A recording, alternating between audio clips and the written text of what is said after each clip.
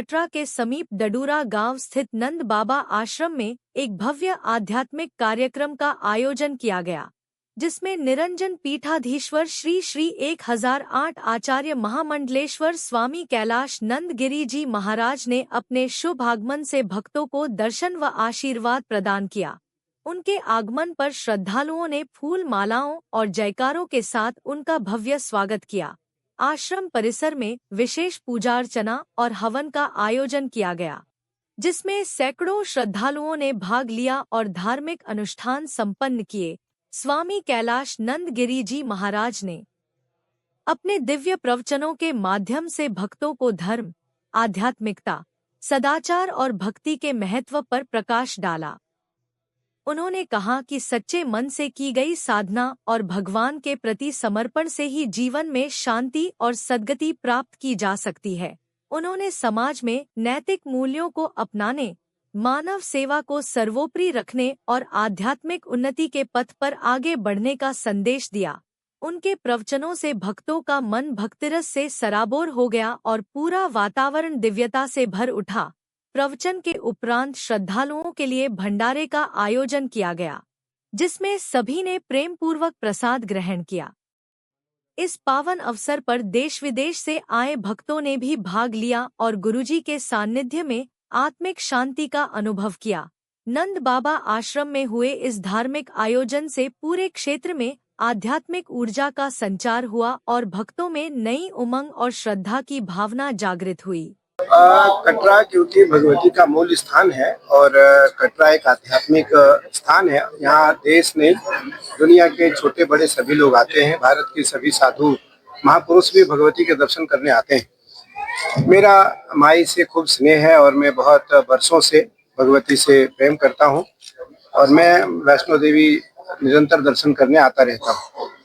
मेरा मानना है कि कटरा की जो दिव्य भूमि है, कटरा की जो एक आध्यात्मिक भूमि है, इस भूमि की ऊर्जा को हमें बना करके रखना चाहिए और उस सात्विकता में, उस सनातन की परंपरा में कटरा का संरक्षण करना कटरा वासियों का धर्म है, कर्तव्य है, यात्रियों का भी धर्म और कर्तव्य है। उसी कड़ी में आज कटरा से थोड़े ही शहर से मुझे लगता है 2-4-5 किलोमीटर दूर वृंदावनी आश्रम, किसी समय यहाँ मैंने सुना बड़े उच्च कोटि के साधु महात्मा रहते थे। आज यहाँ खजूरिया जी नाम उनका पूरा, कीर्ति खजूरिया जी इस संस्था के अध्यक्ष हैं और ट्रस्टियों के माध्यम से यहाँ एक बड़ी सुंदर संस्था बनाई जा रही है।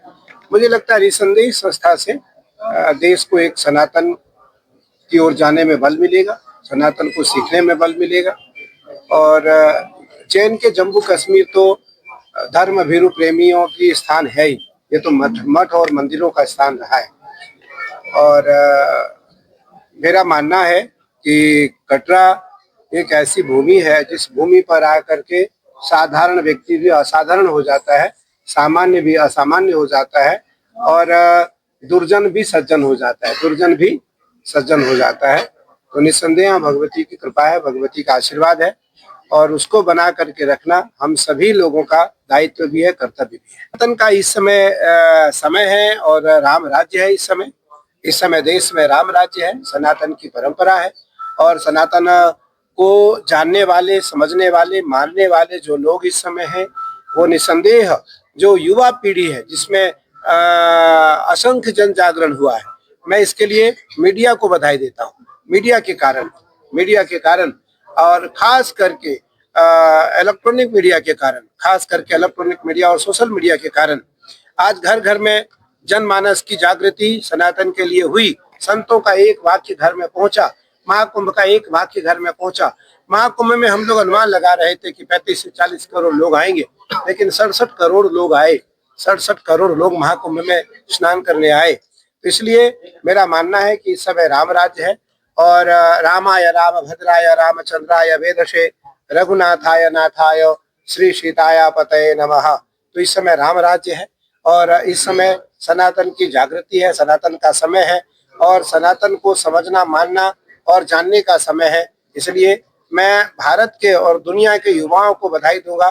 इस सनातन की परंपरा में कटरा का संरक्षण करना कटरा वासियों का धर्म है, कर्तव्य है, यात्रियों का भी धर्म और कर्तव्य है। उसी कड़ी में आज कटरा से थोड़े ही शहर से मुझे लगता है 2-4-5 किलोमीटर वृंदावनी आश्रम, इसी समय यहाँ मैंने सुना बड़े उच्च कोटि के साधु वहाँ रहते थे।